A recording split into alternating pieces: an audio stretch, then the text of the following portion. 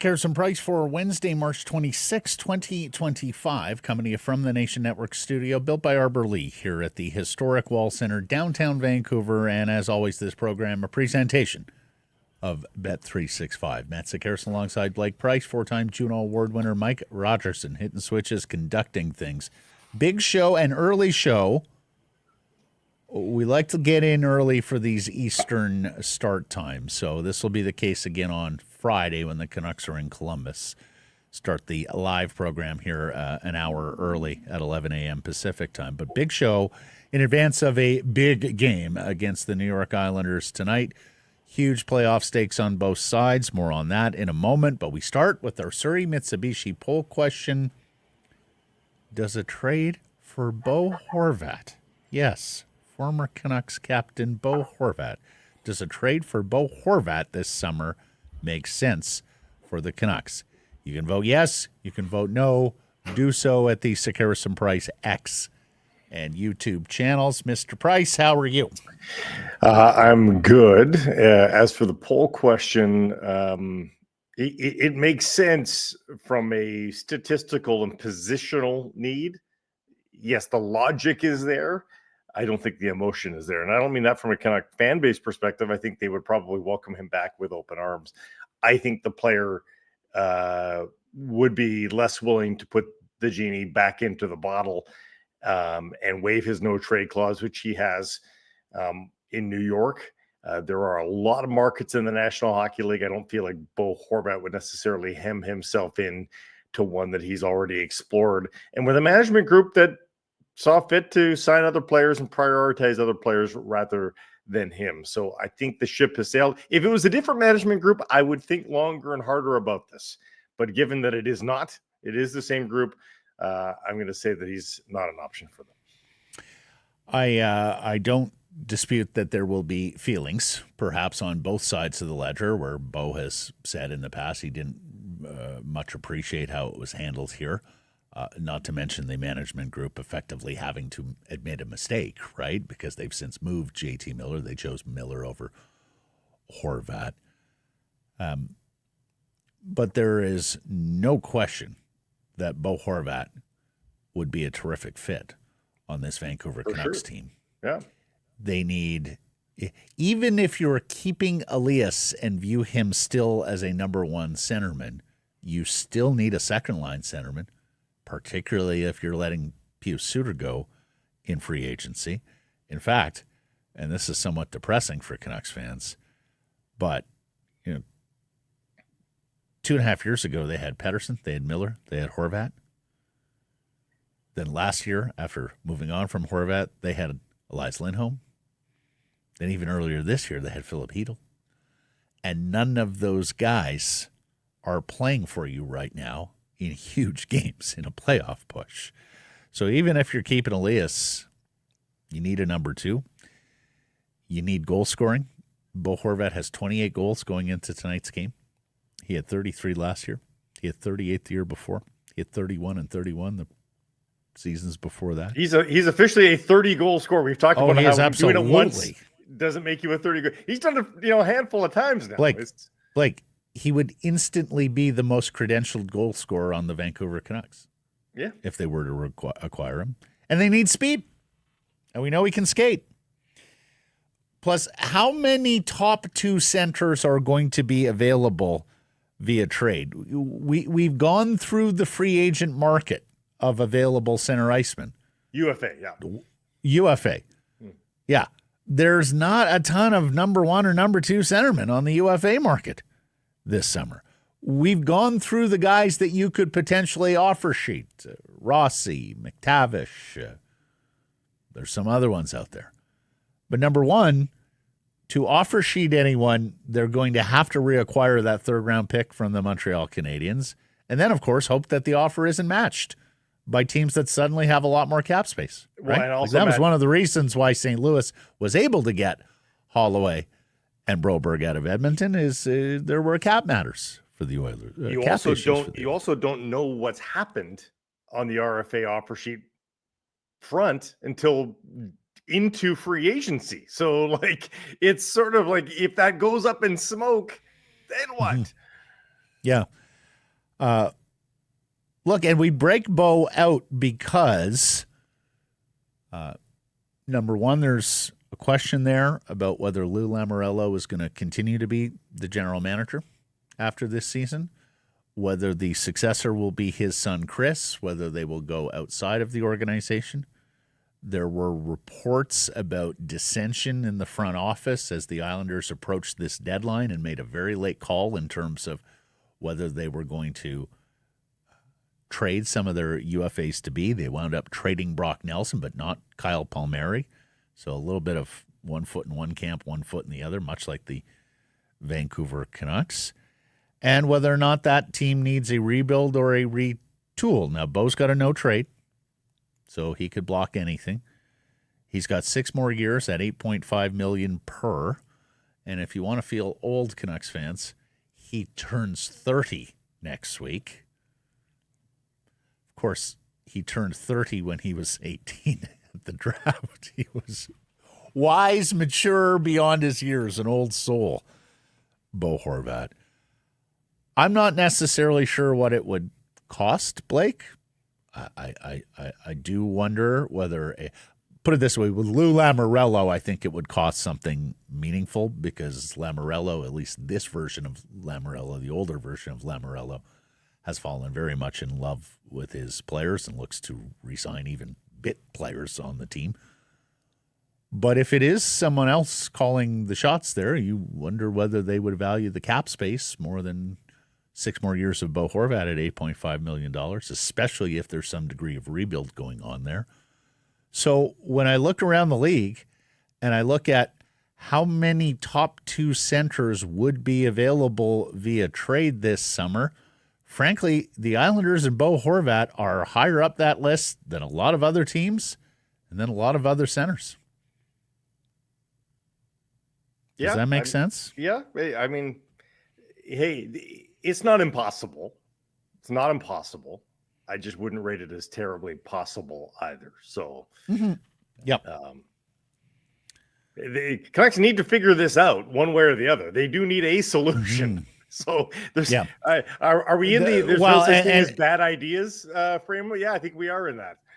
Well, I'm not sure I'd go that far, but like this one at least, and it's very unlikely. Don't get me wrong. Very, very unlikely. But at least I can see a pathway here. Whereas with a lot of other solutions for the Canucks, I just don't see a pathway from the other side of the ledger. A team wanting to trade out a player. Like we've talked a little about Marco Rossi in Minnesota. Okay, Bill Guerin prefers bigger centermen. Great. I'm not sure that's the reason that you move out a young, cheap centerman who is in ascension right now. Like, I can remember talking to an NHL executive a number of years ago, I want to say like 3 years ago, who told me he was convinced that the New Jersey Devils were going to trade Jesper Bratt because they had Jack Hughes coming, or it was his rookie year. They had Nico Hischier. They had 2 small center icemen, and they thought a third small top 6 forward just made them a little too small in the top 6. Well, they went through that summer. They did not trade Brad, and he's exploded since. So I don't know why Guerin would move a young, cheap, finally... He wouldn't be cheap. You offer sheet him at $9.2 million, and he's not cheap anymore. And they feel obliged to accept the compensation. Okay. Yeah. I mean, there's still bridge contracts there too, right? If they're so willing. But yeah, I would be surprised if some of the offer sheet guys that we have talked about, and again, the Canucks would have to do some work to do in terms of reacquiring a pick before you can start offer sheeting, at least at a certain level. But I would be awfully surprised if you see some of those young RFA centers available in trade. Maybe there's one. And, of course, the competition would be very healthy for that player. Our friends at Surrey Mitsubishi were trying to get EP40 back to the top, and, hey, not so bad, actually. Well, he's out of the lineup right now, so we're pivoting here. Now, you may remember, Blake, every time EP40 scored a point, it was $500 off a new or pre-owned vehicle at Surrey Mitsubishi. A couple of times there was a $1,000 discount there, yes. Mm-hmm. Well, we're doing it this way now. There's $500 off per goal Vancouver scores. So they score 1 tonight. That's $500. 2, up to 5 goals and a $2,500 discount on a new or pre-owned vehicle. You got to mention Carousel price when you get to the dealership, and the offer is valid until the next game day. Time to cheer Vancouver on to the playoffs. Score more, save more, more value, more savings. Bring them any offer. Surrey Mitsubishi will beat it. Visit at 13820 104th Avenue in Surrey. Let's get to our top story, brought to you by Yellow Dog Brewing, Neighborhood Brewing, Foolish Winery. Another must-win. Canucks need 2 points against old captain Bo Horvat and the Islanders after St. Louis and Calgary both win on Tuesday. The Blues destroy Montreal 6-1 to win their 7th in a row and move 5 points up on Vancouver once again. And yes, the Canucks continue to have games in hand against the St. Louis Blues. Not two enough. of them. But yes, not enough that if they win them out, that they catch the Blues in standings points. And then, of course, there's the tiebreaker, regulation wins, where the Blues are 3 ahead of the Canucks right now, 28-25. Calgary trails the Seattle Kraken 2-1 with 7 minutes left in the hockey game. But Nazem Kadri scores. They rally a 4-3 overtime victory. They leapfrog the Canucks. They are 1 point better than Vancouver with a game in hand. The only good news for the Canucks, Minnesota lost to Vegas. They're now 7 up on the Canucks, who have a game in hand and a head-to-head meeting remaining. Blake, we could well be talking about chasing the Minnesota Wild and not the St. Louis Blues. If the Blues continue to win here, St. Louis is 2 back in Minnesota. The Wild have a game in hand, but winners of 7 in a row, and of course the best team since the Four Nations break. Yeah, the math still favors the Blues to be the target team, but if the bottom falls out on Minnesota, in the opposite way that the ceiling is exploding for the Blues, yeah, there is a world in a week's time that the focus is now on the Minnesota Wild. We'll see. This from Adam Kierszenblad of the Hockey News. If the Canucks lose in regulation to the Islanders, they're basically done for the season. The math or the probabilities here as follow. Win in regulation, plus 6.1% up to a 20.9% playoff probability. If they lose in regulation, it's minus 6.1% down to an 8.6% chance. If it's an overtime or a shootout win, it's basically the same jump. It's an out-of-conference game, so there's not a lot to distinguish there. An overtime or shootout loss, so the 1 point would diminish the Canucks odds just 1.3% down to 13.5. But here's the thing, and we talked about this yesterday, that the Canucks, and we're going to hear from Connor Garland on this in a moment, but we talked about how maybe with the exception of the New Jersey game, St. Louis, the Rangers, the Islanders, Columbus coming up on Friday, all these games against teams that are in a playoff fight. And suddenly, this game tonight becomes massive for the New York Islanders because the Eastern Conference wildcard race opened up last night. The Senators, Canadiens, Red Wings, and Rangers all lose in regulation Tuesday. Like, that's the dream card for the Islanders and everybody else who's in this Eastern Conference playoff race. Not a single one of the 4 teams playing last night secured a point. And so a win tonight puts the New York Islanders above the playoff bar for the first time since November. They would jump the Montreal Canadiens with 76 points in 71 games. The Habs would have a game in hand, but the Islanders could be above the playoff bar with a victory tonight against the Canucks. Yeah, they're going to face a hungrier team than they wanted to. When you looked at this game a week ago, you might have penned a way in which the Canucks, had a team that was effectively eliminated, and that's not going to be the case. I just wish for the Canucks' sake, like as we saw that St. Louis Blues result last night, I wish there was a way the Canucks could make life easy on themselves for just a night. They had a multi-goal win last week versus the Winnipeg Jets. But, on this road trip, it has been back against the wall, hanging by your fingertips to the edge of the cliff for now 3 games in a row. It is a tough way to survive. And this is asking a lot of this team given who's out of the lineup. But my goodness, if they can just work their way to a multi-goal lead. The last time on the road that the Vancouver Canucks had a multi-goal victory, January the 27th. And I mean like a real multi-goal victory, like not an empty netter. Not an empty netter. Okay. Yeah. Like an actual multi-goal win where you carried a multi-goal lead through the third period, January the 27th against the Blues, a big win.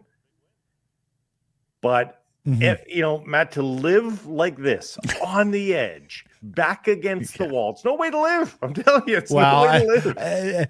I hear you, but I'm having trouble seeing your vision, partner. I understand. Yeah, the Islanders have won 3 of their. Yeah, the Islanders have won 3 of their last 5, and the 2 that they dropped, they secured overtime or shootout points to the Blue Jackets on Monday and to the Flames on Saturday. They could have done the Canucks a solid there, but failed to. In fact, they've been beyond regulation for 3 consecutive games, and we know the Vancouver Canucks play them some beyond regulation games, 2 of the last 3, and of course a huge number of them this year for the Vancouver Canucks. How many we up to now? Overtime or shootout games? It's a stupid 12 amount. 12 OTLs, and they've got 5 victories beyond that, or 6 victories now beyond us. So they're closing in on 20 games. Yeah. Pretty good chance that this one may go beyond regulation as well. Let's hear from a couple of the particulars. Connor Garland met the media there in New York earlier this morning. And, he was talking about, this seems like every night we play a playoff intensity game with lots at stake. Here's Garland. Bunch of teams, both sides, East and West fighting for spots. So, seems like we play a lot of them down the stretch. So every game is a playoff game and high intensity. A good team here, very defensive. But they got some guys up front that can score, so it's a tough test for us. But we got to play just like we have these last couple of games here and see where it takes us. And Tocchet was also talking about the specific challenges of playing the Islanders tonight.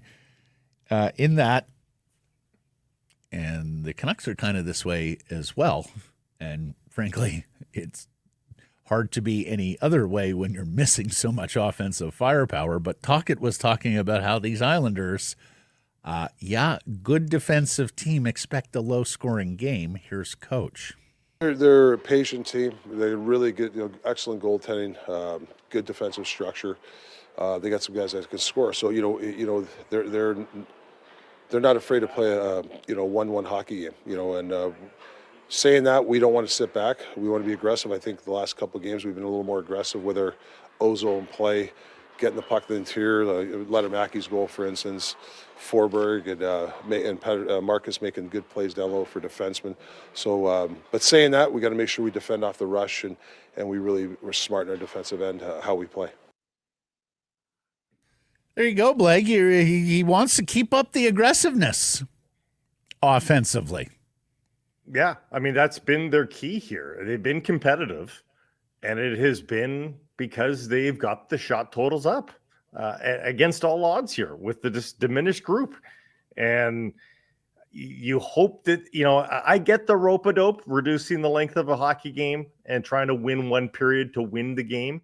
I get it. I wonder if you can just open up that window a little bit. Like, again, in order to make carry a lead. Don't try to come back in the third. How about you have a lead in the third? How about you get so wild and crazy that you've scored enough offense that you have a lead and you're not looking for the last minute goal to tie. You're looking to skate that game into the dirt and win. Dare to dream. But I hope that he takes the reins off just enough. And I know defense and goaltending is still, that's what this team is. But you do need to win. And this team will get ground into a nub if they continue to rely on final minute and even final 5-minute tying goals in order to get their points out of these contests. So I hope they can find some offense here. As for Bo Horvat, he's on a 4-game point streak right now. He's got points in 5 of his last 6, and he has been quite successful against his old team. 4 games for the former Canucks captain against Vancouver. He's got 5 points. He's got 2 multi-point games. He scored in 3 of the 4, including a 2-assist effort in November when the Canucks and Islanders met for the first time this season, that one at Rogers Arena. From one captain or ex-captain to another, Quinn Hughes, coming off the career-high 31-plus minutes Monday in New Jersey against his brother Luke and the Devils. And did you see this extraordinary stat that Allison Lukin in Evolving Hockey dug up about Quinn Hughes? Did you see this? Now, the one caveat here is this is as of the end of the year. This isn't this is as of December 27th. So. Okay. Yeah. As of December 27th. We've had a few months since then, but Vancouver scores at a higher rate than literally any team we've seen in the 18-season-long shot attempt tracking era. So going back to 07-08. Vancouver has the second best goal differential per 60, even strength goal differential per 60 in the same sample to the historic Bruins group of 22-23. So the Canucks with Hughes on the ice are as good as that Boston team of a couple of years ago that was just stupendous in the regular season. Without Hughes, Vancouver scores at a rate only better than roughly 10%, 54 of 552 teams that have been tracked since 07-08. It's the 24th worst even strength goal differential per 60 in the same sample. Worse than, among others, some of those terrible Oiler teams and some of those terrible Chicago Blackhawk teams. Blake, we used to look at these underlines for Connor McDavid and the Oilers. You remember that? Yeah. With McDavid on the ice, they were as good as any team in the league. Without McDavid on the ice, they were as bad as any team in the league. It's happening, bro. It's happened with the Vancouver Canucks here and Quinn Hughes. And it's why, a Hart Trophy nomination should still be in the offing. I don't think it will be, but we see it. The stats see it. I just don't know that enough of the voters will end up seeing it, that he'll rise in the ranks. But that's the Hart Trophy right there. And that's the argument too. Judged most valuable to his team. Yeah. If you're going by the strict Hart Trophy criteria, and many do not, many just go with best season or most outstanding season. And I wish the NHL and the hockey, I wish they'd change the definition of the award, given the way voters have decided to account for this trophy. But if you're going by the strict definition, a judge most valuable to his team, Quinn Hughes is absolutely right there. Versus that's an argument enough too that, I understand people like John Shannon, I think you voiced this too, that you need to make the playoffs in order to get the Hart. I mean, if you finished 19th in the league, but you would have finished 32nd with a bullet, if not for that guy, that's still pretty valuable. That's still a pretty good player. That is very, very valuable. John makes that concession. I'm not as firm on that as John is, but it does become one of the separators when you look a little deeper. The problem with the judge most valuable to his team, and we see this every year, it punishes players with good teammates and it rewards players with poor teammates. Yeah. Nathan MacKinnon has some extraordinary teammates in Cale Makar, and of course last year Mikko Rantanen. He won the MVP. People did not hold Makar and Rantanen against MacKinnon. Much like I'm not necessarily sure people are going to credit Hughes for the relative weakness of teammate this year and what he's done, including leading the Vancouver Canucks in scoring by 20-some points going into tonight. Just one more thing on the Blues here, who are the target for the Canucks. They've outscored teams 34-10 during the 7-game winning streak. They're and that is the most lopsided 7-game stretch for any NHL team this season.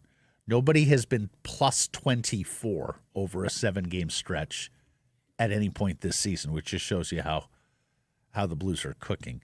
13-2-2 since the Four Nations break, averaging 4.06 goals. That's first in the league. Crazy. Giving up 2.18 goals. That's third in the league. They're plus 32 over that stretch. They have gone from a minus 17 goal differential team to plus 15 over these 17 in a few weeks. games. Like, it's ridiculous. It's 17 games. Every year. It's not even a quarter of the season. Mm-hmm. Every year one team cooks like nobody's business in the final third of the season. Every year. And this year it's a team from the back of the pack, well below the playoff bar, and it's impacting the Vancouver Canucks. Yep. When the Canucks are vying for a President's Trophy last year, who cares what that minnow's doing, getting hot? Yeah. But this is directly affecting them now, and it's unfortunate for the fans. Mm-hmm. What are our friends at Yellow Dog up to? Well, they've got another new beer to.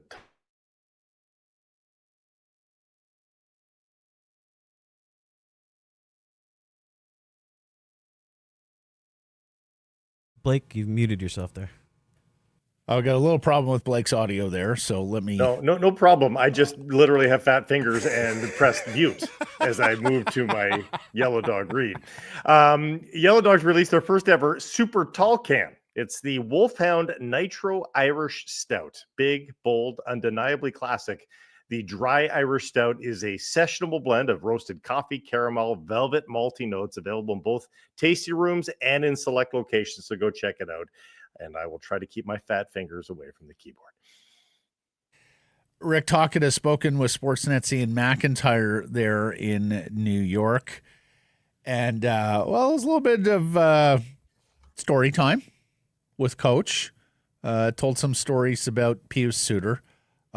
Also talked about and told some stories about Quinn Hughes as well, including how when he asked Hughes, how you doing? He said, no, Coach, how are you doing? And it's a pertinent question these days for Rick Tocchet. Anyways, he says the season has been draining, but he's not a quitter. So, look, Tocchet has been firm that he doesn't want to talk extension with the Canucks right now, that he's got a task and business at hand that is all-consuming. He has also not wanted his contractual status to be a storyline going forward, and I can understand that. But, Blake, we are a loss or two, maybe even tonight, away from Rick Tocchet's contractual status being a significant storyline in the Vancouver Canucks world. Yeah, even before they are mathematically eliminated, when they are effectively eliminated, which, again, a loss tonight gets them perilously close to that point. Then the attention immediately turns to next season, and that's going to be the biggest question that will be asked. So, whether it's this loss or the next one after that, I mean, realistically, the Canucks are allowed to lose probably 2 more games the rest of the way for sure. But you lose one tonight, you're one away. Yeah, don't let it be tonight. Yeah, your Yeah. margin for error at that point with 10 left. Here's the quote. Tocchet, coaching is hard sometimes, right? You've got to deal with a lot of stuff. But this year, yeah, this has been really a test of adversity for myself dealing with certain stuff. But I'm not a quitter. I'm not a guy that complains. I got to look at myself for certain things. But yes, it has been a draining year. I can only tell you, like, for me right now, in a little over 2 years or whatever I've been here, I really feel like we're emptying the tank as a staff. That's the one thing I'm most proud about. We might not make the right decisions. Hey, there might be some flaws. But I will tell you, for me, we've emptied the tank. Whatever comes our way, whatever's come our way, you know, we're in the offices and we're grinding. So that's what I'm proud of. There's a great quote from Dick Vermeil, the former NFL head coach, who said, a true winner celebrates exhaustion as a measure of his complete effort. And I don't dispute that Rick Tocchet and his staff have got themselves to complete exhaustion in what they've put into the Vancouver Canucks. We had a terrific conversation a couple of weeks back with Jeff Merrick, where he said, you know, everything that Tocchet has gotten, he has gotten the hard way. And so he didn't see Tocchet quitting on this team because this is effectively Rick Tocchet's comfort zone. He's accustomed to working and taking the long road and beating the odds and all of those things to success. But needless to say, it's going to be a significant matter and storyline for the Vancouver Canucks to deal with the moment they fall out of this playoff race. And, of course, in the NHL world, everybody be prepared for it. They lose this game tonight. They will give no quarter. They will say we're still in it. They will rely on the math until the math is inarguable. Well, he's in lockstep with you, though, Matt, going back to Thatcher Demko for a second straight game. We talked about the risks there versus Kevin Lankinen. We talked about the importance of tonight, what a loss would do. And all of a sudden is the season on the shoulders of Thatcher Demko here tonight. It's a bold move by Rick Tocchet, and one that will be analyzed depending on how it goes. I don't think it's bold at all. Thatcher Demko, not too long ago, is your franchise goalie. Thatcher Demko's upside is greater than Kevin Lankinen. Three significant injuries ago, yes. Yeah, but if you're going down, or like Blake, put yourself in his shoes. Like, if you're going down, do you not want to go down with Thatcher Demko? I want to go down with 100% Thatcher Demko, but you've got to be convinced. Well, yeah. Well, he played, and he played well on Monday. I know he said he wasn't 100%, but what's that? Yeah. Alphonso Davies. We're going to get into his injury. Like, well, no. Is he 100% just because he played well? Is he 100%? Well, he said he wasn't 100. He said he was rusty. He acknowledged he was rusty. Yeah. He said he was not quite 100%. But, this time of year for NHL players, I don't mind rust. I just don't mind injury. And secondly, the competitive nature of, put it this way, coming off a game like that, and I know he gave up 3 goals, but he also made some 5 alarms. If you go down with a Kevin Lankinen and lets in some softies tonight, that's a lot of that's a lot of territory, a lot of ground to criticize. Yeah. You go down with Thatcher Demko tonight, well, okay. I went down with the guy who finished second in the Vezina Trophy voting last year, with a guy who is universally regarded as the top 5, top 10 goaltender in the world. I can live with that. I'm not sure I could live with myself as a head coach if I played my second best goaltender just because he had played more this year because the first guy was hurt. Well, you heard my request for multi-goal, lead / win. There's a path, right? Like, if just nothing gets by or one goal gets by the goaltender, very good. Then you only need 3. A 2-0 lead in the third, a 3-1 lead in the third. The goaltender can do a lot of that heavy lifting to make sure that result happens. So we'll see. Yeah. Now, to your point, I think I would worry about expiring Thatcher Demko and Quinn Hughes, for that matter, going down the stretch here. There is a world where even if Demko plays great again tonight, I think there is a world where you're going to have to get Kevin Lankinen a start or two in what's left of this season. Not to mention the fact, you talk about an easy game, boy, would it be great to have a third period where you don't have to play Quinn Hughes 10, 11, 12 minutes, right? Well, if the Canucks make the playoffs, with the capitalized if they make the playoffs just with this group doing what they're doing, they are going to get waxed in the first round. The only time I would have any hope for the Canucks making the playoffs and actually winning a few games is if Pettersson, Höglander, and Hedl can all get back as soon as they get home. And those three guys start to, continue to lift a heavy load and are a big reason why they get there. But Hughes and the goalies cannot do it all.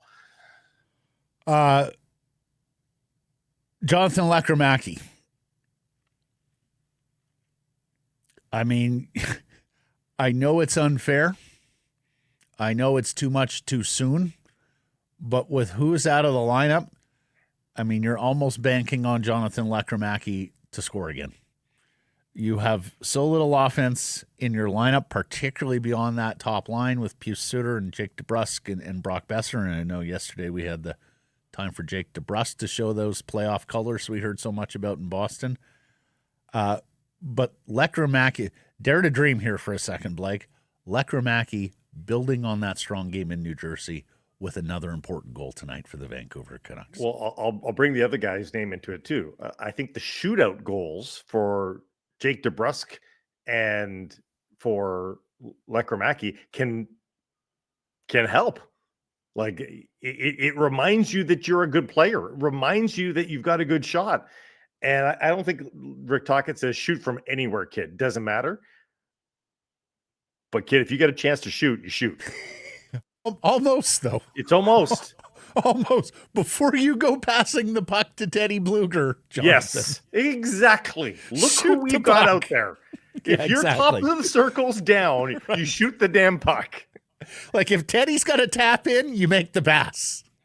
Anything beyond that, I think I'd prefer you shooting the puck, even from distance, you bet. Even through bodies. Boy, and going back to that Markstrom goal in the shootout, Blake, the angle of attack and the way, remember when Connor Bedard was coming up and we had some people locally say he's a shooter unlike any other I've seen in terms of release point, angles, body position, and where he directs the puck and the accuracy. Lekkerimäki has a little bit of that. Mm-hmm. You look at that goal against Markstrom, like it very much looks like he is setting himself up to create some angle to go glove side, and then he comes back and shoots it, was it blocker side? But he comes back and he shoots it short side. And I think that was one of the reasons why Markstrom was so frustrated, that he didn't see that coming or wasn't expecting that. And then Demko was asked about the stick twirl from Lekkerimäki before the shootout, before he actually took the shot as he was skating up to the puck. And Demko said, "Did he stick twirl? Yeah, we might have to have a chat with him about that." No! Don't take the fun out of Jonathan Lekkerimäki in the stick twirl. Everybody, Tiger with the golf club twirl when he hit a good one. I want to see more stick twirl.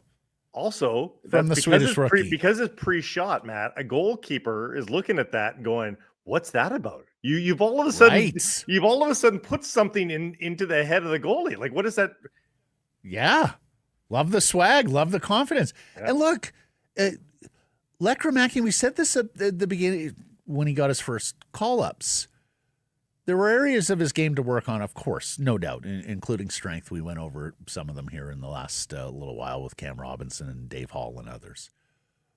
But, much like Elias Pettersson Jr., and much like, Tanev and Edler going back into Canucks lore, he just has a sense of belonging in the NHL.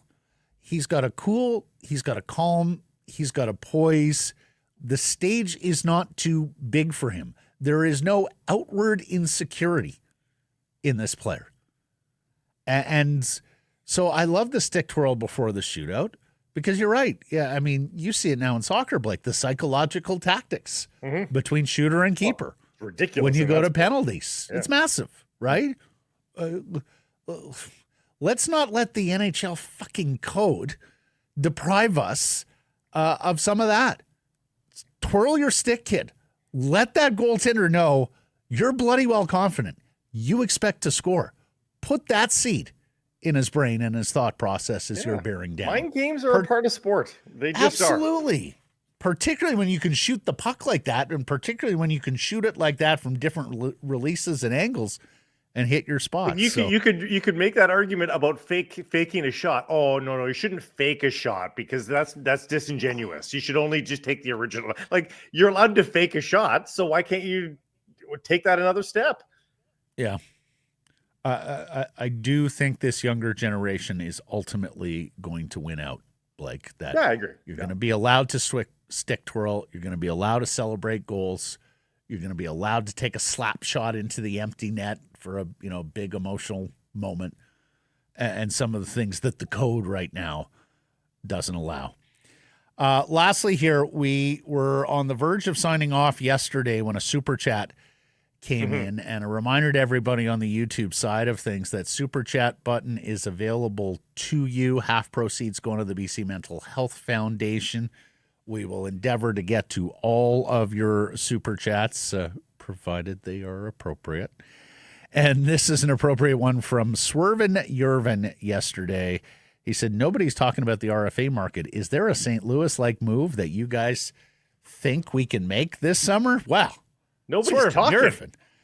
Blake Price has been talking about this for 6 weeks. It's the only bloody thing he wants to talk about. He is browbeating our guests into answering these questions, and will do so again today with Gilman. Swervin, honey, I don't feel hurt in this relationship. All right? I've been talking about this nonstop. Yes. The RFA market should absolutely, again, for detail. And if you've missed this detail, for the Canucks to make any significant noise, they need their first, their second, and their third round draft picks. Theirs, not somebody else's. That's the way that's the way offer sheets work. Montreal owns the Canucks' third round pick. You're going to have to go make a deal to get that. So that's the detail to know. But yes, I think they should go down that road. Yeah, and there's some attractive RFA defensemen out there. But of course, the Canucks are fine at defense.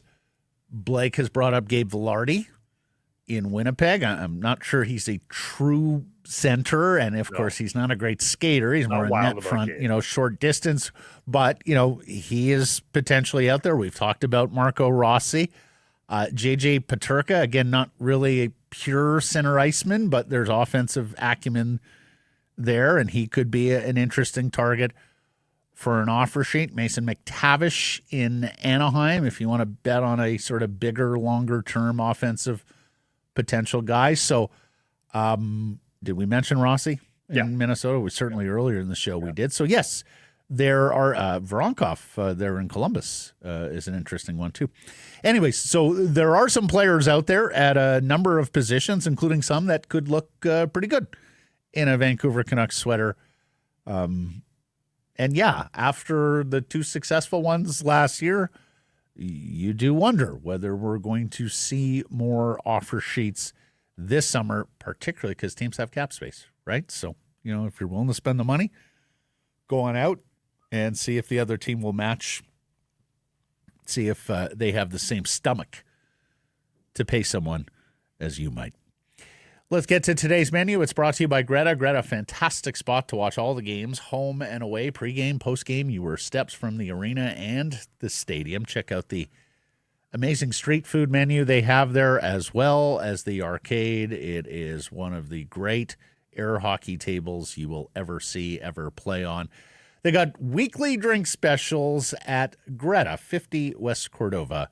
Let the games begin. Shorter show today with the early start in New York. So Laurence Gilman is going to join us, and then a whole lot of soccer talk about this Alphonso Davie story, as well as the Vancouver Whitecaps and interest in Pedro Vite, not to mention more qualifiers for our 2026 FIFA World Cup coming fast and furious That's all coming up on the Pro. A couple of notes about baseball heading into opening day and on the quarterback market with our old friend Russell Wilson. That's all coming up on the program today.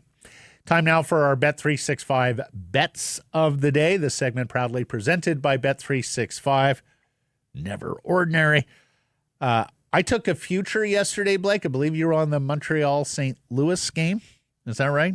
I was. It did not happen for the Habs, Pity. as you talked about. So you're going to surrender the honor here. Yeah, And, sure. I had the honor too infrequently yesterday at Northlands Golf Course. your boy J-Pat out of the chute, first round in Vancouver this year, So annoying. sub 80. I annoying. know we're not going to get him this year. The problem is he goes away now in February and he plays some rounds. Like he played in Mexico this year. He played in California, if I'm not mistaken. So like he's a polished guy now when we get going here in the spring in Vancouver. Mentioned it earlier, but 5 points in 4 career games against the Vancouver Canucks, including couple of goals against his old mates. I would imagine that in a game that matters playoff-wise for the Islanders and seeing that familiar sweater across, that Bo Horvat is going to have the bit between his teeth tonight. He's plus 190 as an anytime goal scorer. And if you're willing to do this to yourself, and there's a little bit of the Don Taylor logic here, right? Bet against your team and you win either way.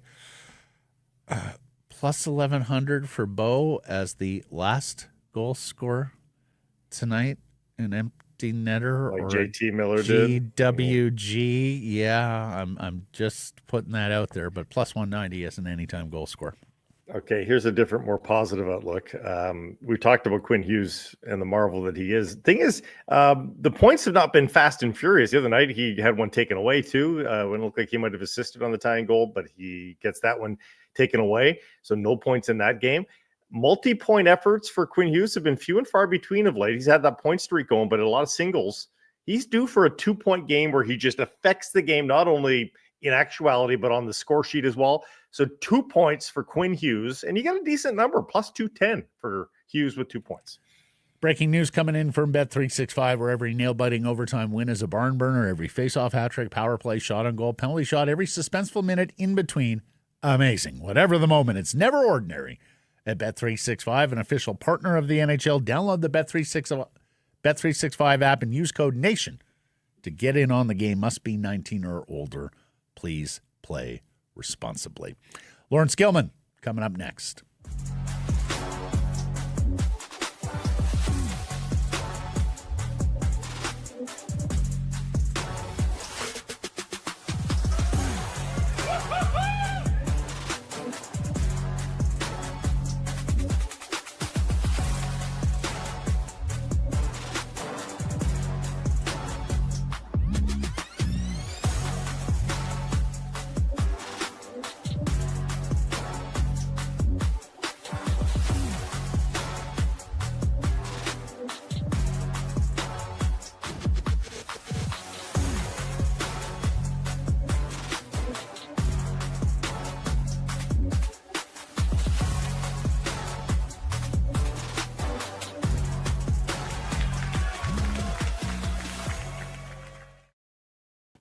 Harrison Price from the Historic Wall Center. This segment brought to you by Resurrection Spirits, who have created the Harrison Price Gin. It is made in East Van using BC ingredients, triple distilled, 100% organic rye grain, and infused with 5 timeless botanicals. It is a gin with character designed for those who appreciate the art of true craftsmanship in every pour. You go to resurrectionspirits.ca and you use code S&P for $5 off. That's S, the and symbol, ampersand, P for $5 off. Delivery to the Lower Mainland and the Fraser Valley at a cost of $10. Orders placed before Friday at 2 p.m. will be delivered the next Tuesday or Thursday, and the Resurrection team will confirm the day before. Get it while you can, because once these bottles are gone, they're gone. ResurrectionSpirits.ca. Let's welcome in the former assistant general manager of the Vancouver Canucks, NHL executive with the Leafs, Jets, Coyotes as well. It's our friend, Mr. Laurence Gilman. How are you? I'm well, but I'm still waiting for my Sekeres Price bottle of gin. Yeah, we got to find a way to deliver to Ontario. Shannon wants one too, so we're gonna have to talk to Jared and the team. Bulk delivery, yes. Yeah, exactly. We see each other from time to time, so there you go. Perfect. There you go. Hey, we want to talk Bo Horvat on today's hit, not just because the Canucks are playing the Islanders tonight, and of course, yet another game against the former captain. Who, Lawrence, you want to feel old? He turns 30 next week. Yeah, I know. I still remember when we picked him. He walked up to the podium, and I, put my hand on his back, and I said, "You were born to be a Canuck, Bo." And he was a kid. How did he react to that? He was stunned. He didn't know what to say. They're all stunned when they get up there. Yeah. Well, here's the other thing, though. He was pretty cool. I gotta say though, he was pretty cool as a cucumber. He didn't play. He didn't show too much emotion at that time. Well, Bo was going on 30 when he was 18. Yeah, yes, right. Well, that's one of the reasons we coveted him so highly. Yeah. So tell us the story, because the 9th overall pick in the 2013 draft, and it was a lightning bolt. The talk of that draft in New Jersey, a trade with the Devils, Corey Schneider, who at the time was like the best goaltending prospect in the world, like the best number 2 in the world, destined to be an NHL starter for the 9th overall pick. Well, there's a lot to unpack with that, but I'll try to be as succinct as possible. Going back to 2010-11, obviously we were in the apex of our cycle, won the President's Trophy, and everybody knows how that season ended. And we had both Roberto Luongo and Corey Schneider as our goaltending tandem, and we were very happy about that.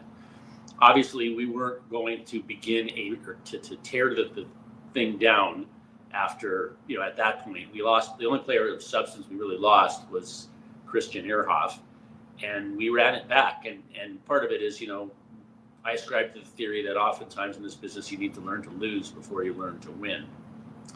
And we came back in 2011-12 and won the President's Trophy again, and played the 8th seed, which was the LA Kings, who had gotten in solely on the back of their goaltender, Jonathan Quick. And I would add, for all those who debate, and I know it's been mentioned in your show, do you just try and get in because anything can happen?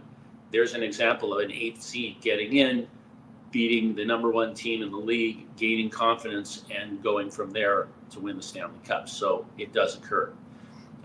Unfortunately, in that series, we did not have Daniel Sedin for the first 3 games, courtesy of a cross-check to the face by Duncan Keith.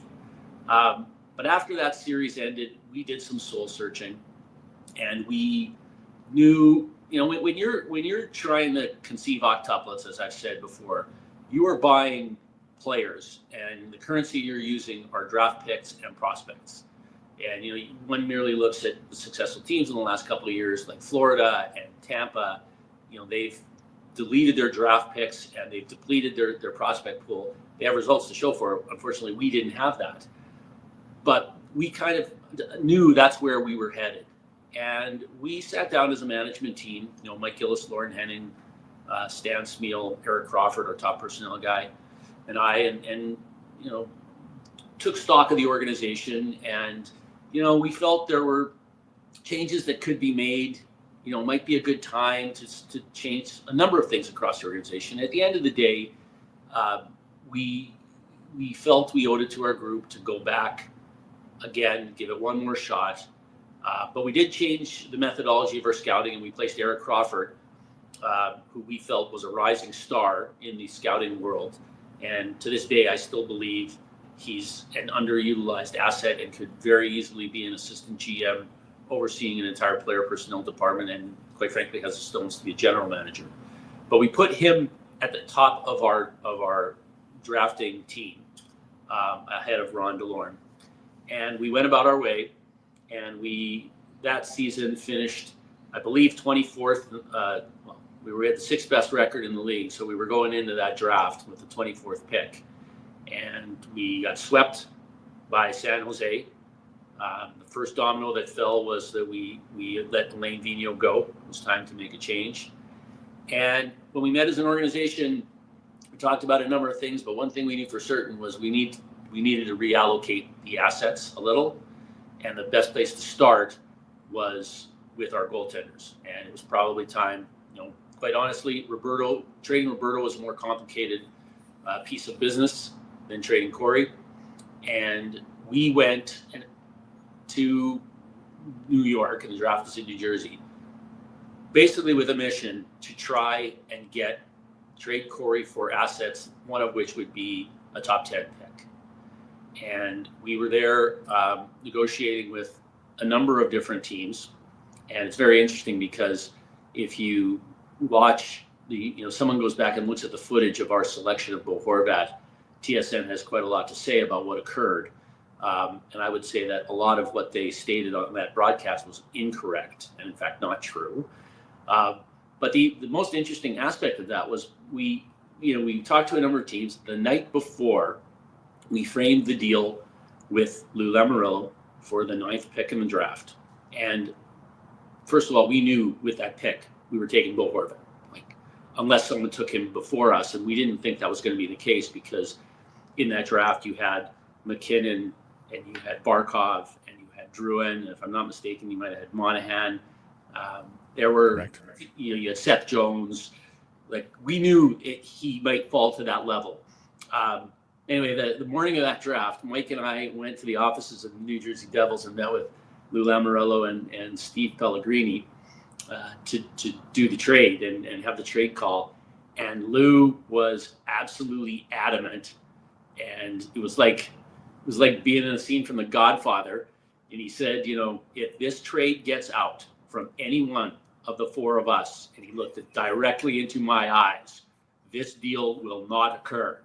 And I understood. I mean, I said to him, you don't have to worry about that. But the reason they were so concerned was that if they traded that 9th pick before the draft started and it got out, it'd be an empty building there. So the drama was set. And, if you recall, when the trade was announced, it was, a trade to announce. Bevan said, then the crowd booed, and he said, I think you're going to want to hear this. And then the place, exploded. And I made the pick, and Mike, we had Mike on the phone, first of all calling Corey to let him know what was happening, and then calling Roberto. And, we had coveted Bo Horvat for quite some time. Eric, felt adamant that this was the player. And what we liked about him was that he was a really unique combination that does not come along in this business. He had the qualities, the on-ice qualities of Patrice Bergeron or Jonathan Toews light. He didn't have the prolific upside offensively. He wasn't going to be a 30, 40 goal scorer on a regular basis, but he was going to be a complete two-way center for sure. Play on your power play, kill penalties, and we knew he was going to be a leader, and he was going to be someone. He was an old soul, even at the age of 18. And as we looked at the prospect pool that year, knowing that we were going to, if we were able to do the mission that we set out to do and have a pick in the top 10, he was the player we wanted to bring to this organization and to begin to build around and shift the culture from Henrik and Daniel to Bo and build around Bo. I want to ask you more about Bo, but just as an aside, was there a plan B? If somebody surprised you upon all surprises and took Bo Horvat, was there a second center, or were you going best player available if he was gone? Well, you always have to have a backup contingency plan. Yes, there was, and no, I will not mention who that was. Oh, tell me it was Morrissey. Tell me it was Josh Morrissey, Gilman. He would have been the next best there. I can't tell things out of school. Hey, many were concerned about his skating. You guys weren't concerned about his skating? We were not. We had confidence at that time in what we had built up in our player development staff. And clearly that was his Achilles heel. Although his hockey sense made up for it, because, if they say he might not have been able to skate well, but he sure knew where to stand. And, but that being said, we felt that we could improve his skating in time. And I believe that is what occurred. Yeah. I think Bo was a far better skater at the age of 30 than he was at the age of 18. That's the biggest thing that the teams have invested in analytics, they've invested in player development.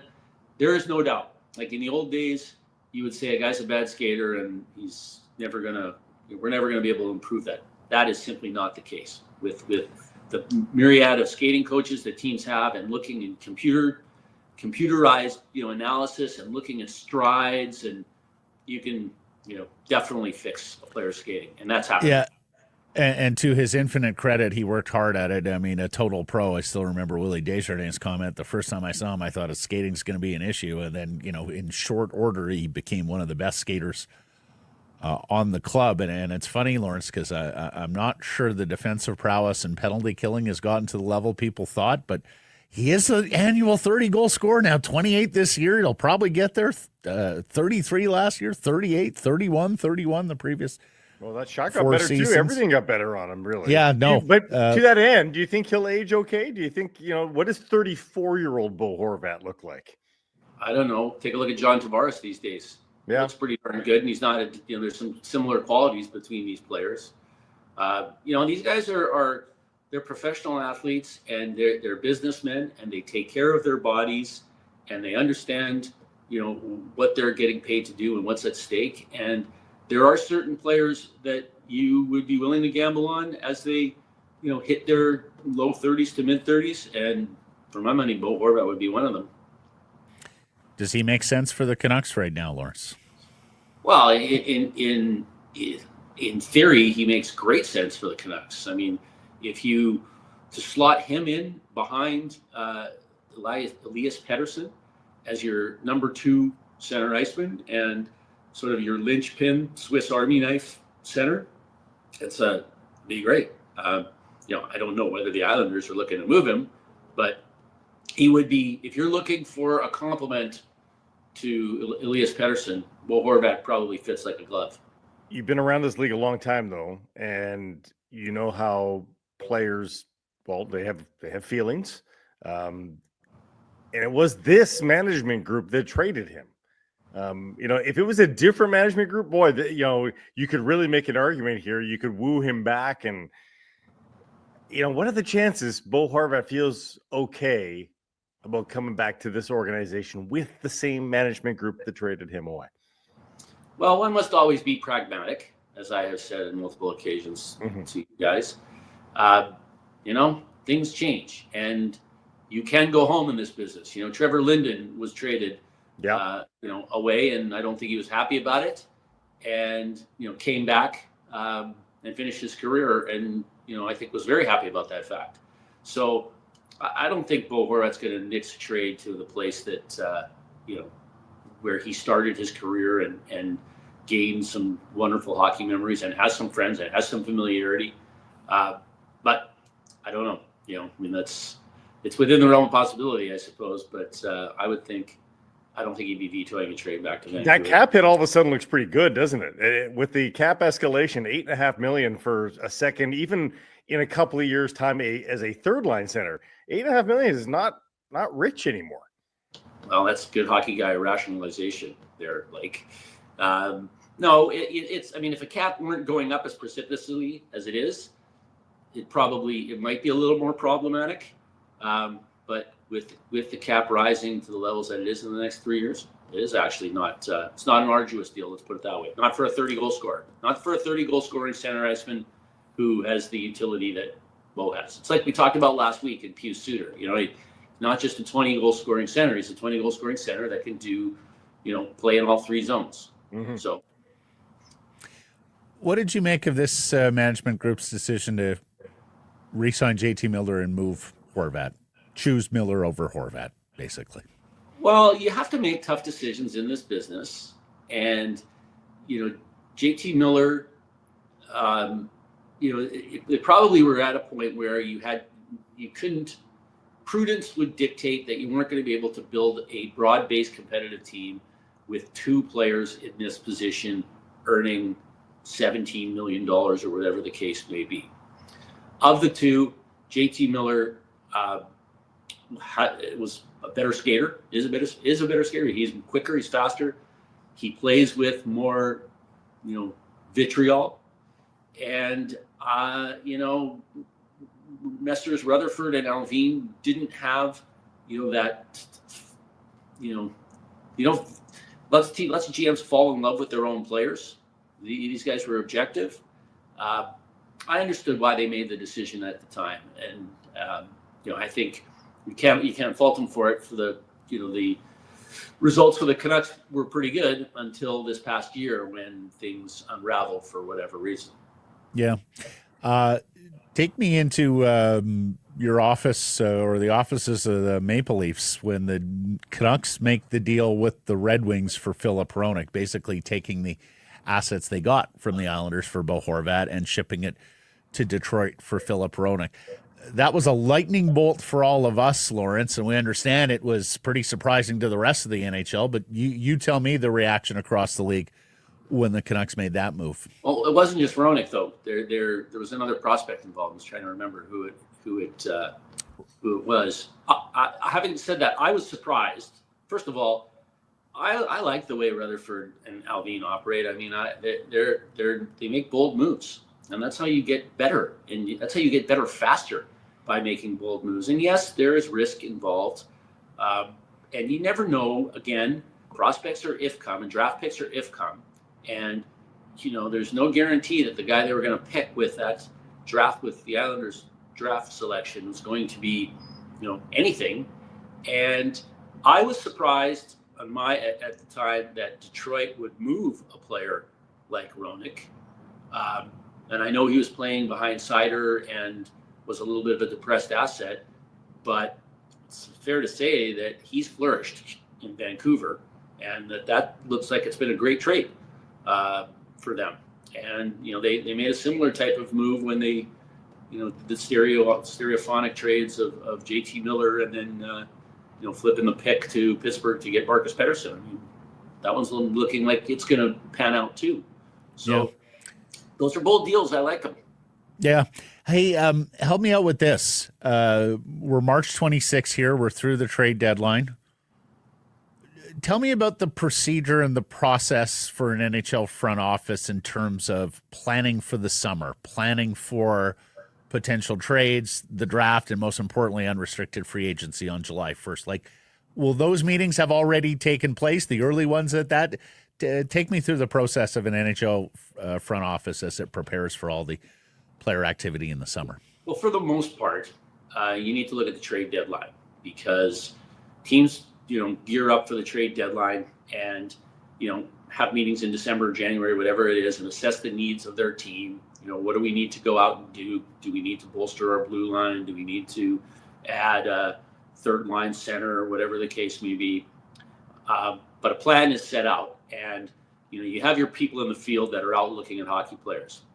The vast majority of the NHL teams will construct a quote unquote war room at the trade deadline, and they'll bring their people in 3 or 4 days in advance. And I can tell you that outside of a few minutes here and there, when there are the final seconds are being made, or it's got check time and you got to make a decision on a trade, there's a lot of downtime at the trade deadline.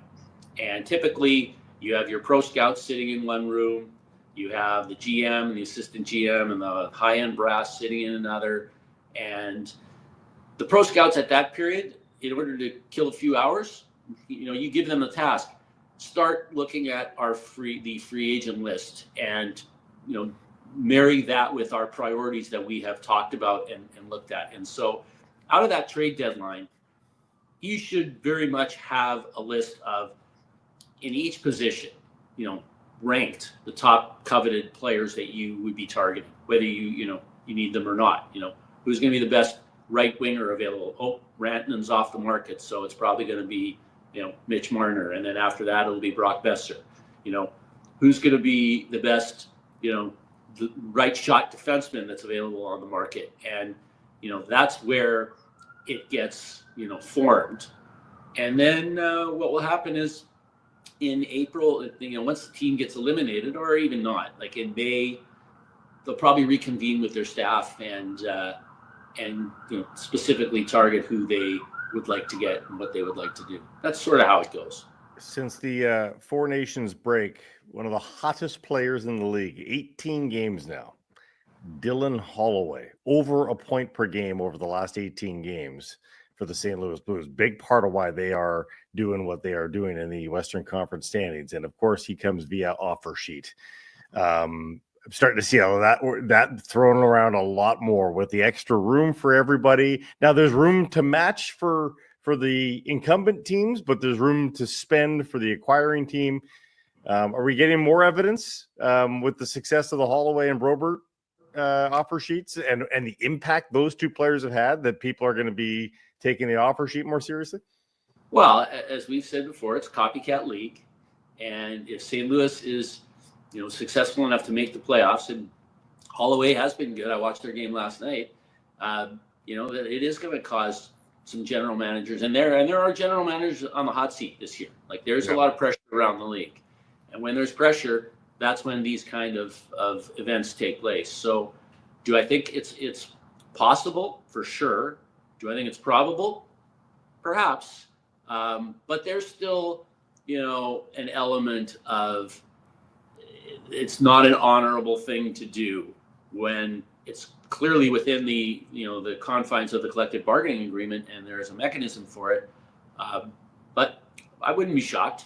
I think that stigma comes off if it happens again, and like bigger ones, like the Kotkaniemi wasn't very successful. If successful ones happen, well, heck, throw the Kotkaniemi one into the pile. That'll be like 3 of the last 4 years where there's been an offer sheet. My hot take here, gentlemen, if it happens this year, that stigma's off, and it just becomes. Don't get me wrong. I don't care. Like I know you don't. I know you don't. And there's we did it, as you know, in our tenure there. And if you see a vulnerable, particularly if you see a player that you like, a combination of a player that you like that fits your needs, and a deal that you can stomach in terms of the draft picks that you'd have to give, and a team that currently possesses that player that has vulnerability because they've negotiated themselves into a box with their other deals. All's fair in love and war. How about it? Unleash the hounds, as the expression goes.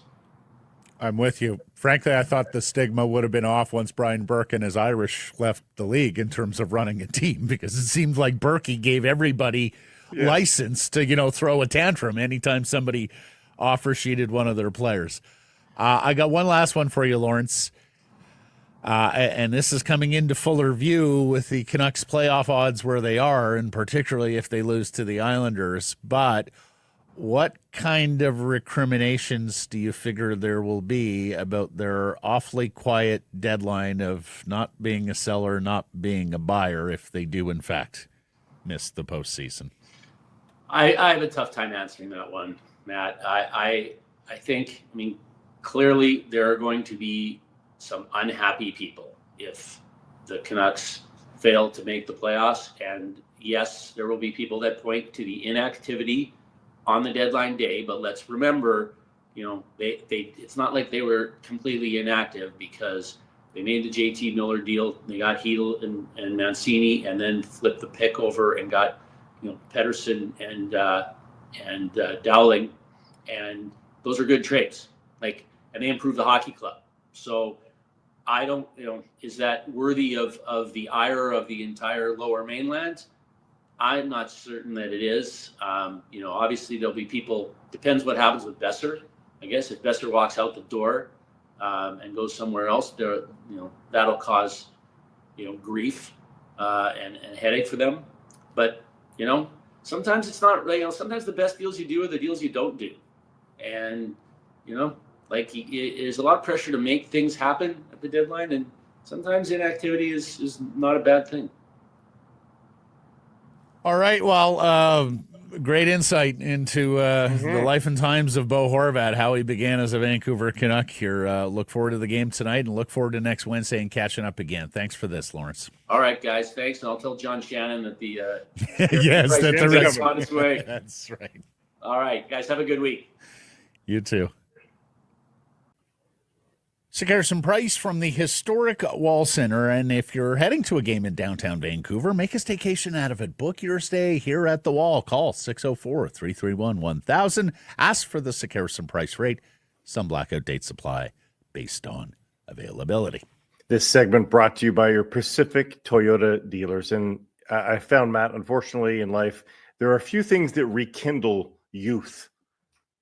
The BZ4X from Toyota kind of rekindles your youth, your joy of driving. Go take one for a test drive today. Don't take my word for it. Head to your local Pacific Toyota dealer and find out what the BZ4X can do to your joy of driving, especially when you're in the HOV lanes and you're passing the gas stations full time. The latest addition in this Toyota lineup that started with the Prius all those years ago, spectacular. Up to $6,500 in rebate, 3.29% APR financing for 36 months. Again, shoptoyota.ca. And congratulations to Jordan Stebbings of North Vancouver, who won the Toyota Pacific Dealers Champions Club contest. He's off to see the Vancouver Canucks take on the Vegas Golden Knights April 6th at the Canucks Minolta Champions Club in a new Canucks jersey. Enjoy your big night, Jordan. Yes. And thank you to everybody who entered. Well, Blake, we have massive news from the Canadian men's national team, and I suppose if there's a silver lining is that there is still 14, 15 months to the 2026 That's FIFA right. World Cup. But Captain Alphonso Davie, of course, of Bayern Munich, has torn his ACL. He apparently suffered the injury in the early minutes of Canada's 2-1 win over the United States in the CONCACAF Nations League third place match Sunday at SoFi Stadium in Los Angeles. That would be bad news enough, but it gets deeper. Davie's agent, Nick Huose, and this isn't a typical sports agent. This is someone who Alphonso Davie has known for his whole life, going back to youth soccer in Edmonton. He has been most outspoken in the past, and boy, did he have a thing or two to say. To Christian Jack, our old friend, quote, "I am very disappointed. Alphonso was not 100% after the Mexico game, and it was planned that he was not going to start against the USA. On Saturday night, the expectation was he would not be in the 11. As a captain, I feel he was pressured to start the game by the coach. Alphonso is not the kind of guy to say no in those moments. He ended up playing, and look what happened. Canada Soccer needs to do a better job managing these players, in my opinion. Alphonso was down and obviously really disappointed about this injury. Thankfully, he is in wonderful hands with the world-class group at Bayern, who will take great care of him." A Bayern statement on Monday, adding to the confusion here, from the club chairman said Davies hadn't suffered any major injury, and he claimed he received a report, the club chairman did, from Canada Soccer that before that was the case. Then they did a precautionary scan and found the ACL injury. The agent, quote, "I was surprised that he started because he had communicated he wasn't going to start. A source within the CSA told me Friday night Alphonso wouldn't start but might get a few minutes. I told them he shouldn't play at all. In my opinion, he should have managed the situation better. This could have been 100% preventable." Prior to Canada, Jesse Marsh has coached professionally at the highest levels and should know very well not to take risks with players when they tell you they can't play. The national team shouldn't make emotional decisions based on individual success. I know it was a match against the USA and there was a lot of motivation to win, but players' health should come first. It's 100% hindsight, and it's easy to say when it's happened. This has not been an overworked player at the national team level. Canada did not even utilize the January international window. He was given all of that completely off. I mean, this was a 2-game window. This was a 2-game window. Like, let me stop it. Let me just push back on 100% hindsight. If he did feel something, if he had a knock, should he have been on the pitch, and should he have been on the pitch to the degree he was in a relatively meaningless? I need far more details on that, on what was said and on what he was feeling. Was it in the knee? Was he feeling something somewhere else? And we don't have any of that information. Like, we don't have information that the knock he suffered in Mexico is related to this knee. So I need all of that information before I can give any of that credence. If he says my left, what is it, his left knee that he tore?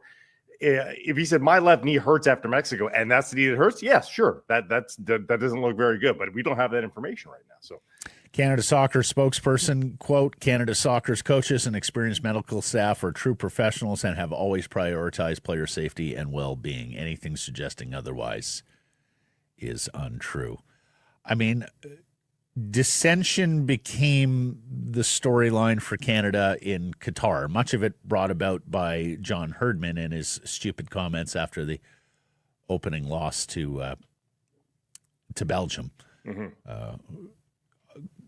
Dissension or controversy, scandal became the storyline for Canada Soccer at the Paris Olympics with the drone scandal before the athletes took us on a fantastic run that, against all odds. I would sure hate if this storyline, if more dissension, remember, the players committed the ultimate crime here of not taking the pitch for a ticketed event here in Vancouver a few years back. But if that becomes the storyline for our home World Cup, the first time we're hosting a World Cup in 2026, Blake, that Matt, would be such a downer. Everything that I've heard on Jesse Marsh and his fit with the players, his fit in the room, everything that I've heard, both on the record and off, is that this guy is an absolute maestro with the players, that they love him, that they will run through a wall for him. And maybe that was part of the problem here, is that Alphonso, what the agent might not be privy to is that Jesse Marsh said, I'm thinking about not playing you. And Alphonso Davie said, to hell with that, I'm playing. We don't know. Well, he tells a different story than that, Blake. He tells a different story than that. I don't dispute for a second that Jesse Marsh has been a maestro. He has... he's gone viral with he's an outstanding communicator, and he's gone viral with some incredibly thoughtful and well-articulated comments about the team, about our country, about a lot. I don't dispute all of any of that. I don't dispute any of that. I think he's terrific. We had him in studio here for 30 minutes. He is incredibly charming, charismatic. He wins you over. But here's the thing. If the agent is effectively expressing how Alphonso Davie feels, then we've got a problem.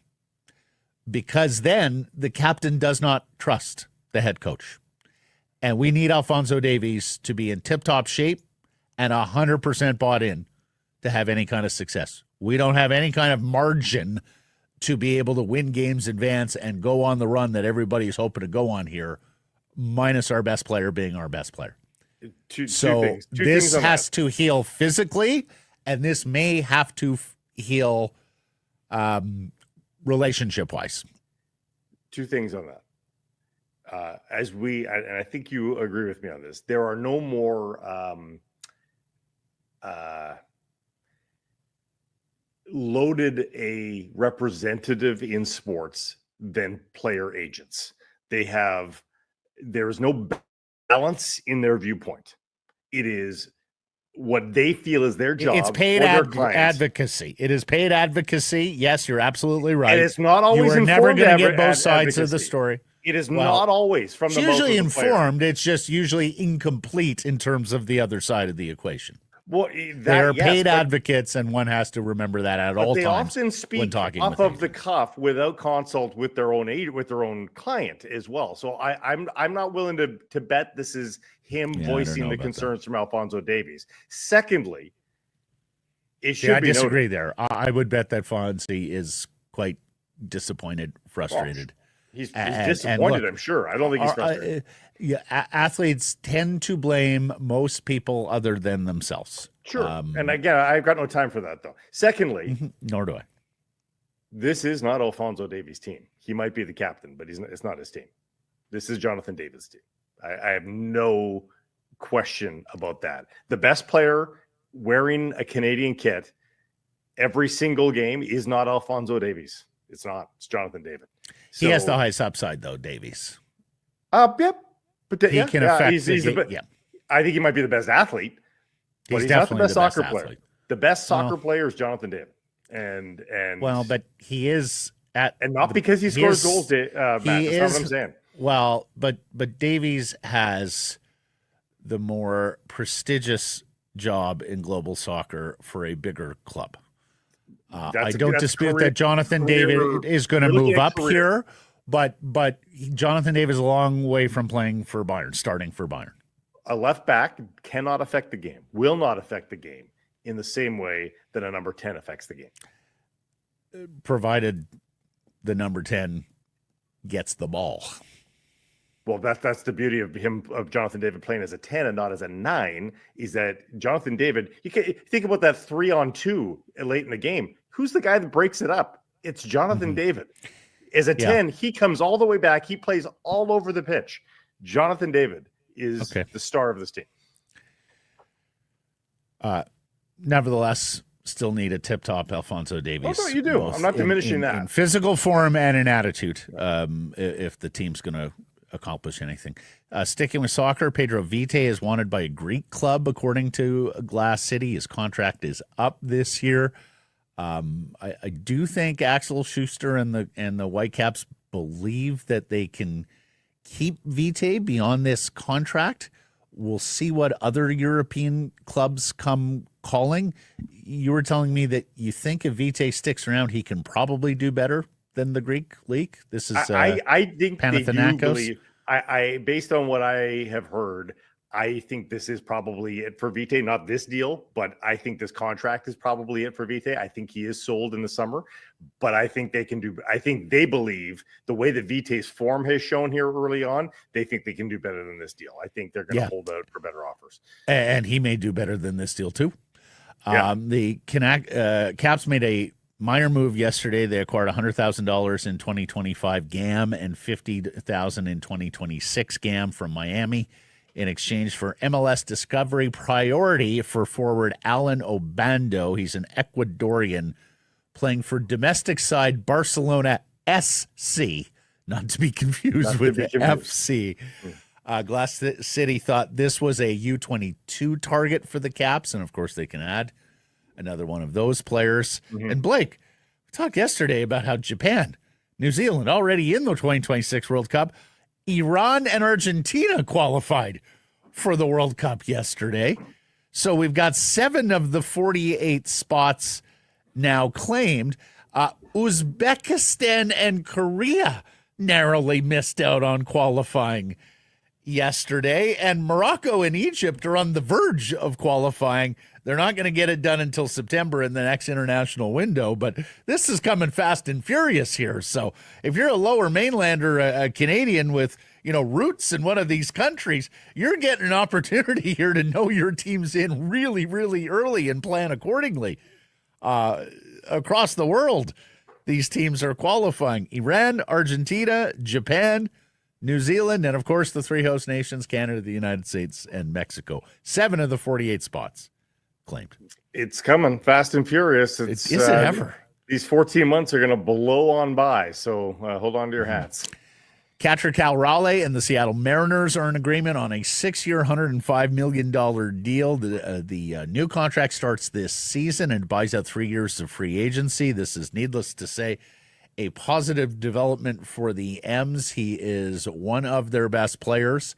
He is the voice of that clubhouse, and it shows the fan base, the ownership is willing to spend some money. This is caught me a little by surprise, because you remember Raleigh was the guy who voiced the displeasure of the clubhouse a couple of years ago when they fell just short in the final week of the 2023 season, talking about how other teams in their division, like Texas, spend money and that the Mariners are going to have to do so. Well, they haven't really, and yet still he has re-signed there. And I wanted to shout out former Vancouver Canadian Alan Roden. He has made the Toronto Blue Jays opening day roster. The Jays start tomorrow against Baltimore.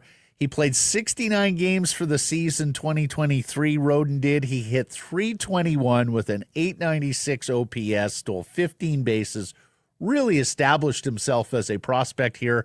He got called up that year to Double-A. He has raked ever since. He had an awesome camp. He's known for his discerning batting eye, 149 career walks versus just 125 strikeouts in the minor leagues. And we are a few weeks away, buddy, from the home opener at Nat Bailey Stadium. The Seas get going on the road a week from Friday, April 4th. They're in Tri-City. They play the first series in Tri-City. Then they've got 6 on the road at Spokane before April 15th here against the Eugene Emeralds. Opening night for the season 2025. Get your tickets at CanadiansBaseball.com. I think these back-to-back atmospheric rivers are all just Mother Nature's way of getting it all out of her system so that we can have some fabulous spring nights at Nat Bailey. That would be outstanding. I could abide.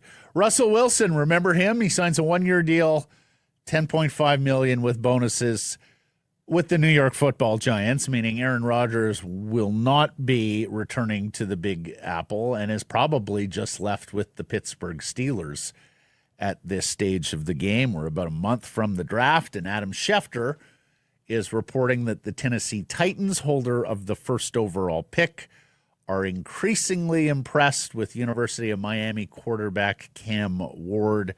After watching his pro day, there had been some talk that Tennessee maybe didn't love the quarterbacks, was going to take Abdul Carter, the Penn State edge rusher, or Travis Hunter, the Heisman Trophy winning two-way player from Colorado, or even trade the pick. And we saw that a couple of years ago when the Bears traded out of number 1 to Carolina for them to draft Bryce Young. But now the smart money seems to be that Cam Ward is going to be the top pick.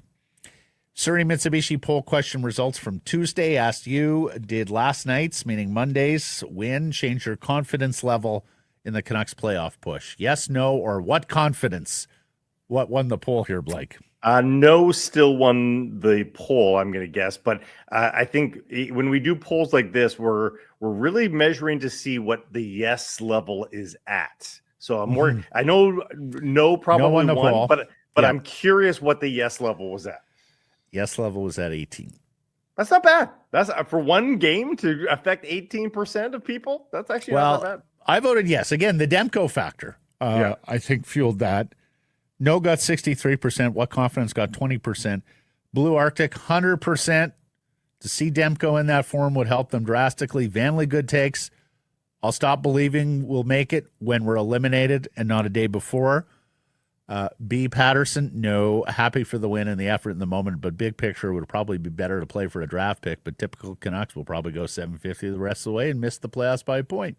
Yep. And then, Matt, they don't control their own destiny. They have zero center depth. They're playing sub-500 teams that they have struggled to win and score against, plus having to still play Colorado, Vegas twice, Dallas. But sure, yeah, playoffs. They're not playing sub-500 teams. They have the toughest schedule of all of them. That is wrong. Errors and omissions from yesterday's program. You said the New York Islanders game next weekend. It's today. And John Shannon, and John Shannon misspoke. He said 6 teams.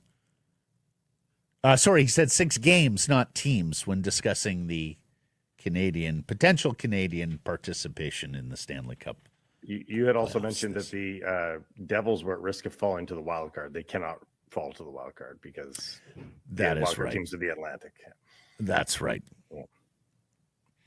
Thanks for listening, everybody. Appreciate you spending time and connecting with the program, watching on YouTube. Please do subscribe to all our assorted channels, that YouTube and wherever you get your podcast. Follow on social. That's XNSF, Facebook, TikTok, YouTube, and Blue Sky. Live on many of those platforms, noon Pacific time. Although we will be going early again on Friday with the early start in Columbus, 11 a.m. And please do support the community sponsors you hear us talking about and keep it local.